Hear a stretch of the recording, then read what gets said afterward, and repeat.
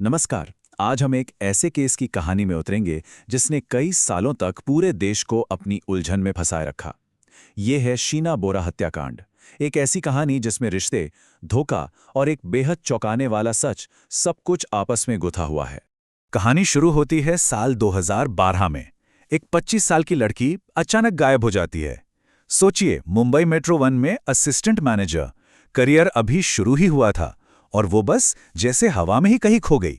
तो चलिए इस केस की शुरुआत में चलते हैं। ये सिर्फ एक गुमशुदगी का मामला नहीं था, ये एक ऐसा राज था जिसे सालों तक बहुत गहरे दफन करके रखा गया। सबसे पहले ये जानना जरूरी है कि आखिर ये शीना बोरा थी कौन, उसकी अपनी क्या पहचान थी, उसकी दुनिया में कौन कौन लोग थे। तो देखिए, शीना 25 साल की एक नौजवान लड़की थी। मुंबई मेट्रो 1 में एक अच्छी नौकरी कर रही थी और वो राहुल मुखर्जी नाम के एक लड़के के साथ रिलेशनशिप में थी। और ये तारीख याद रखिएगा, 24 अप्रैल 2012। ये वो दिन था जब उसे आखिरी बार किसी ने जिंदा देखा था। तो जब लोगों ने पूछना शुरू किया, अरे शीना कहाँ है, तो परिवार ने एक बड़ी सिंपल सी कहानी सामने रख दी। उसकी माँ, जो कि एक बहुत बड़ी मीडिया एग्जीक्यूटिव थी, इंद्राणी मुखर्जी, उन्होंने सबसे कहा कि शीना तो हायर स्टडीज के लिए यूएस चली गई है। और बस बात खत्म। सुनने में तो सब ठीक ही लगता है ना? किसी ने ज्यादा सवाल नहीं किए। लेकिन पर्दे के पीछे कुछ और ही चल रहा था। अप्रैल 2012 में शीना गायब होती है। उसके फोन से उसके बॉयफ्रेंड को एक ब्रेकअप मैसेज जाता है। ठीक एक महीने बाद, मई 2012 में, पुलिस को रायगढ़ के जंगलों में एक लाश मिलती है। लेकिन उस वक्त कोई उसे शीना से जोड़ नहीं पाता। और फिर पूरे 3 साल की खामोशी। अगस्त 2015 आता है और तब जाकर इस केस में पहली गिरफ्तारी होती है। 3 साल! तो आखिर 3 साल बाद ऐसा क्या हुआ? यहीं पर आता है इस केस का सबसे बड़ा टर्निंग पॉइंट। एक ऐसी घटना जिसने इस पूरे केस का रुख ही मोड़ दिया। तारीख थी 21 अगस्त 2015। पुलिस ने इंद्राणी मुखर्जी के ड्राइवर श्यामवर राय को एक बिल्कुल अलग केस में पकड़ा था, अवैध हथियार रखने के जुर्म में। ये एक रूटीन गिरफ्तारी लग रही थी।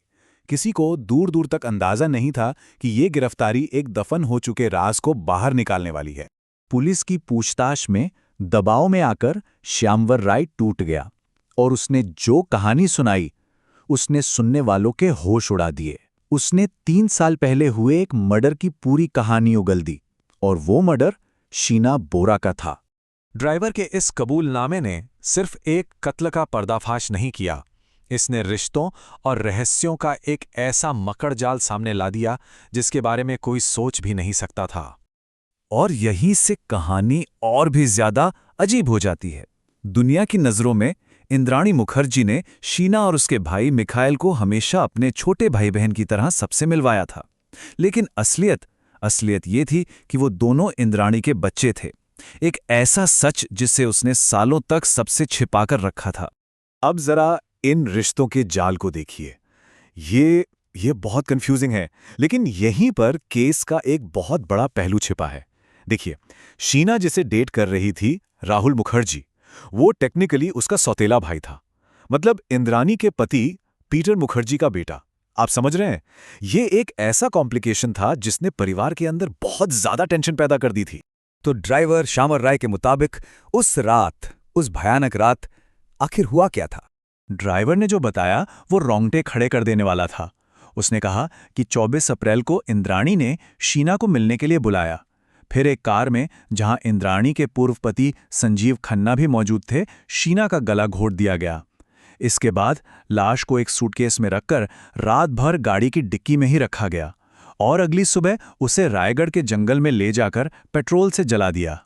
जब पुलिस ड्राइवर की बताई हुई जगह पर पहुंची तो उन्हें वहां से जले हुए इंसानी अवशेष मिले। और यहीं पर साइंस ने अपना काम किया।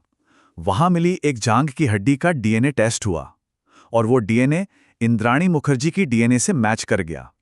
ये इस बात का सबसे बड़ा सबूत था कि वो लाश इंद्राणी की ही बेटी शीना की थी। तो चलिए अब देखते हैं कि इन सनसनीखेज खुलासों और गिरफ्तारियों के बाद इतने सालों में ये केस कहां तक पहुंचा है। ये टाइमलाइन दिखाती है कि कानूनी प्रक्रिया कितनी लंबी चली है। नवंबर 2015 में पीटर मुखर्जी को भी गिरफ्तार कर लिया गया, लेकिन सालों की सुनवाई के बाद 2020 में पहले पीटर और फिर मई 2022 में करीब 7 साल जेल में बिताने के बाद इंद्राणी मुखर्जी को भी बेल मिल गई और अभी हाल ही में जुलाई 2024 में सीबीआई ने कंफर्म किया कि शीना के बाकी अवशेष भी मिल गए हैं। इस केस ने मीडिया में भी अपनी जगह बनाए रखी। इंद्राणी मुखर्जी ने जेल से बाहर आकर अपनी बायोग्राफी लिखी। नेटफ्लिक्स पर इस केस को लेकर एक बड़ी डॉक्यूमेंट्री सीरीज भी आई। लेकिन इन सब के बीच जो असल चीज है, यानी ट्रायल, वो बहुत धीमी गति से चल रहा है। देखिए, 2022 तक 237 में से 185 गवाहों से तो पूछताछ भी नहीं हुई थी। इससे अंदाजा लगाया जा सकता है कि आखिरी फैसले में अभी कितना वक्त लगेगा। तो आज हम कहाँ खड़े हैं? शीना के अवशेष तो मिल गए, लेकिन इतने साल बाद कई आरोपी जमानत पर बाहर हैं और केस तो बस चल ही रहा है। तो सवाल ये उठता है कि अब इतने सालों के बाद शीना बोरा के लिए इंसाफ का मतलब क्या है? क्या वो इंसाफ कभी मिल भी पाएगा? ये एक ऐसा सवाल है जिसका जवाब शायद हमें कभी ना मिले, और यही इस कहानी की सबसे बड़ी ट्रेजेडी है।